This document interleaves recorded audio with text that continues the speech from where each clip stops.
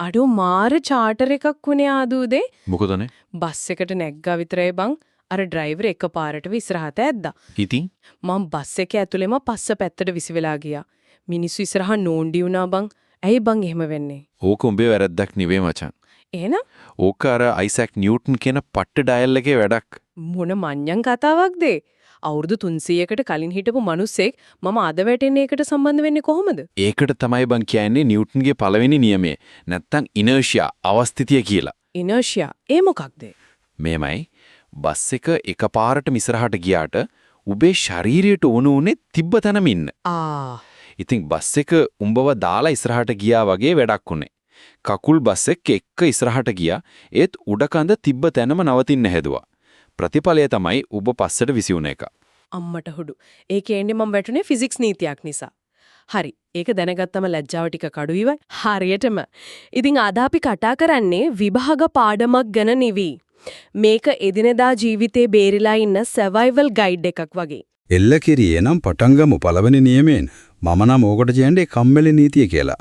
ඒ මොකද? දේවල් තියෙන විදිහටම ඉන්න කැමැති වගේ නේ පේන්නේ. ඒක හොඳ යෙදුමක්. අවස්ථිතිය කියන්නේ ඒකට තමයි. නිකම් ඉන්න දෙයක් නිකම්ම ඉන්න බලනවා, යන දෙයක් ඒ විදිහටම යන්න බලනවා. නිකම් ඉන්නකොට බකමොනා වගේ ඉන්නවා ඒත් බස් එක බ්‍රේක් ගැහුවම තමයි තේරෙන්නේ කිව්වලු නේද? අන්නේ ඒක තමයි කතාව. බස් එක එකපාරට නවතිනකොට අපි ඉස්සරහට විසි වෙන්නෙත් ඔය හේතුව නිසාම තමයි. ඔව් බස් එක නැවතුණාට අපේ ඇඟට දිගටම ඉස්සරහට යන්න ඕන වෙනවා. අන්න හරි. දැන් මෙතනදී වැදගත්ම දේ තමයි පිටතින් යොදන බලය කියන එක. වස්තුවක ඔය කම්මැලිකම, ඒ කියන්නේ ඉනර්ෂියා එක වෙනස් කරන්න නම් අනිවාර්යෙන්ම අසමතුලිත බලයක්. ඒ කියන්නේ unbalanced force එකක් ඕන. ඒක ටිකක් පැහැදිලි කරන්නකෝ. දැන් මම මේසෙ වගේ දෙයක් තල්ලු කළොම යනවනේ. ඔව්. ඒත් මම තනියම බස් එකක් තල්ලු කරන්න ගිහින් අනාගත්තොත් ඒක යන්නේ නෑනේ. දෙකටම බලය දෙන්නට ප්‍රතිඵල දෙකක් එන්නේ එයි. හරිම හොඳ ප්‍රශ්නයක්. ඔතනදී බලපාන්නේ උඹ දාන බලය විතරක් නෙවෙයි. තව බලක් තියෙනවා. ඒ මොනවද? උඹ මේස තල්ලු කරනකොට ඒකට විරුද්ධ පැත්තට තව බලයක් ක්‍රියා කරනවා. ඒකට කියන්නේ ඝර්ෂණ බලය, ෆ්‍රික්ෂන් කියලා. මේසේ පොළවයි අතර තියෙන එක. ඔව්. උඹ දාන බලය අර ඝර්ෂණ බලය පරද්දනකල් මේස චලනය වෙන්නේ නැහැ. ඒ බල දෙක සමතුලිතයි. එතකොට මම දාන බලය ඝර්ෂණයට වඩා වැඩි වුණ ගමන් අන්න. එතකොට තමයි unbalanced force එකක්. අසමතුලිත බලයක් හැදිලා මේසේ යන්න පටන් ගන්නෙ. එතකොට බස් එකේ කතාවේදී මගේ බලයට වඩා අර ඝර්ෂණ බලය පට්ට වැඩි. ඝර්ෂණයයි බස් එකේ ස්කන්ධය නිසා තියෙන අවස්ථිතියයි දෙකම වැඩි. ඉතින් හිස ගිනිගත් එකෙන් තල්ලු කළත් වැඩක් නැහැ අසමතුලිත බලයක් නැත්තම්. පැහැදිලි. ඒ කියන්නේ කාර්වල සීට් බෙල්ට් දාන්න කියන්නේත් මේක නිසා. කොහමද? මාහනේ හැප්පිලා නැවතුනත් අපේ ඇඟ ඉස්සරහට විසි වෙලා යන එක නවත්තන්න අර සීට් බෙල්ට් එකෙන් තමයි අසමතුලිත බලය දෙන්නේ. නියමයි. ඔයා හරියටම කාරණේ අල්ලගෙන තියෙන්නේ. දැන් අපි යමු දෙවෙනි නියමයට. හරි. මට තව ප්‍රශ්නයක් තියෙනවා. අහන්න. හෙමින් එන සයිකලයක් ඇඟේ වැදුනට අවුලක් නැහැ. ඒත් හෙමින් එන චක් එකක් වැදුනට බඩු බනිස්නේ. ඒ අයි බා දෙකේම වේගය එකයිනේ. එතනත තමයි ගම්ම්‍යතාවේ. ඒ කියන්නේ මොමන්ටම් කියන සංකල්පය එන්නේ. මොමන්ටම්? ඔව්. චලනීය වෙන වස්තුවක බලපෑම තීරණය වෙන්නේ ඒකේ ස්කන්ධය, ඒ කියන්නේ mass එකයි, ප්‍රවේගය, ඒ කියන්නේ velocity එකයි දෙකෙන්ම. සූත්‍රය තමයි P = mv. ගම්ම්‍යතාවය සමානයි ස්කන්ධය වැඩි කිරීම ප්‍රවේගය. ට්‍රක් එකේ ස්කන්ධය mass එක වැඩි නිසා ඒකේ ගම්ම්‍යතාවය මොමන්ටම් එක වැඩි. අන්න හරි. ඒක නවත්තන්න අමාරුයි. උණ්ඩයක් ගනින්කෝ. ස්කන්ධය පොඩි ඒත් වේගය පට්ට වැඩි නිසා ගම්ම්‍යතාවය ගින්දර වගේ. හරි තේරුණා. දැන් මේ ගම්ම්‍යතාවය වෙනස් කරන්න, ඒ කියන්නේ වස්තුවක වේගය වෙනස් කරන්න, එහෙමත් නැත්නම් ත්වරණය කරන්න කොච්චර බලයක් ඕනද කියන එක තමයි නිව්ටන් දෙවනි නියමයෙන් කියන්නේ. ඒ මොකල්ද? විද්‍යාවේ තියෙන වැදගත්ම සමීකරණයක් F = ma. F = ma. බලය සමානයි ස්කන්ධය වැඩි කිරීම ත්වරණයට. හරියටම. උඹේ ඔය බඩ වගේ ලොකු ස්කන්ධයක්, ඒ කියන්නේ මෑස් එකක් චලනීය කරන්න ලොකු බලයක් ඕන. එහෙමද? ඒ කියන්නේ වැඩි ස්කන්ධයක් තියෙන දෙයක් එකම ත්වරණයකින් ඇක්සලරේෂන් එකකින් යවන්න වැඩි බලයක් ඕන. ඔව්. ඒ වගේම එකම බලයක් දැම්මොත් ස්කන්ධය වැඩි එකේ ත්වරණය අඩු වෙනවා. හරියට බඩු පටවපු කරත්තයක් අදිනවා වගේ. ඔව්. දැන් බලමු උදාහරණයක්. කිලෝග්‍රෑම් 5ක ස්කන්ධයක් තත්පරයට මීටර් 2ක ත්වරණයකින් යවන්න කොච්චර බලයක් ඕනේද? F = ma. ස්කන්ධය 5යි ත්වරණය 2යි 5 වරක් 2 10යි. නිව්ටන් 10යි. බලය ඒකකයේ නිව්ටන්. නියමයි. හැබැයි මට පොඩි ගැටලුවක් තියෙනවා. අපි ස්කන්ධය සහ බර කියන වචන දෙක මාරුවට පාවිච්චි කරනවනේ. ඔව් ඒක ගොඩක් අය පටලව ගන්න තැනක්. ඒ දෙකක් නේද? අනිවාර්යෙන්ම ස්කන්ධය මෑස් කියන්නේ ඇඟේ තියෙන පදාර්ථ ප්‍රමාණය.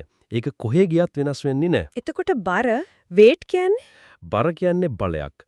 ඒ තමයි gravity. ඒ කියන්නේ ගුරුත්වාකර්ෂණය නිසා වස්තුවක් මත යෙදෙන බලය. ඒකත් F සමානයි ma තමයි. කොහමද? මෙතන F කියන්නේ බර W, A කියන්නේ ගුරුත්වජ ත්වරණය G. ඉතින් W සමානයි mg. එතකොට මචං බර අඩු කරගන්න විදිහක් නැද්ද? තියෙනවා. මොකද්ද? හඳද බලයන්. මොකද? ඔව්. ඔබේ ස්කන්ධය කිලෝග්‍රෑම් 60ක්. ඒ කියන්නේ 60 kg කියලා හිතමු. හරි. ඒක හඳට ගියත් අඟහරෝ ගියත් කිලෝග්‍රෑම් 60ම තමයි. ඒත් බර බර වෙනස් වෙනවා. පොළොවේදී ගුරුත්වජ ත්වරණය 10යි. ඒ කියන්නේ 10 ms කරංගල ශ්‍රුණ දෙකයි කියලා ගත්තොත් ඔබේ බර කිලෝග්‍රෑම් 60 වැඩි කිරීම 10. නිව්ටන් 600යි. 600 නිව්ටන්. හරි. හඳේදී හන්දේ ග්‍රැවිටි එක පොළවෙන් 6 එකයි. එතකොට එහෙදී ඔබේ බර නිව්ටන් 100යි. 100 නිව්ටන්. අඩේ ඒ කියන්නේ ඔබ එහෙදිත් මහතයි ඒත් බර අඩුයි. හරියටම. පට්ටනේ හන්දේ ඩයට් එක. හරි. නීති දෙකක් පැහැදිලි. දැන් මොකද මේ තුන්වෙනි නීතිය? තුන්වෙනි නියමය තමයි මේ කතාව සම්පූර්ණ කරන්නේ. ඒකෙන් කියන්නේ බලයන් කවදාවත් තනියම ඇති වෙන්නේ නැහැ කියලා. ඒ කියන්නේ සෑම ක්‍රියාවකටම විශාලත්වයෙන් සමාන හා දිශාවෙන් ප්‍රතිවිරුද්ධ ප්‍රතික්‍රියාවක් පවතිනවා. ඉන්න. ඒකට තමයි කියන්නේ කර්මයේ පස්සෙන් එනවා වගේ කරන දෙයට විපාකය ලැබෙනවා කියලාද? ඒ වගේම තමයි. දැන් ඔබ බිත්තියකට අතින් ගැහුවොත් එක ක්‍රියාව. එතකොට බිත්තියත් මගේ අතට ඒ ගානටම ආපහු ගහනවද? හරියටම. ඒක තමයි ප්‍රතික්‍රියාව, රියැක්ෂන් එක. ඒකයි අතරි දෙන්නේ. එහෙනම් මට තියෙන ලොකුම ප්‍රශ්නේ මේකයි. ක්‍රියාවයි ප්‍රතික්‍රියාවයි සමාන නම් ඇයි ඒ දෙක කැපිලා එන්නේ නැත්තේ? කොහොමද දේවල් චලනීය වෙන්නේ?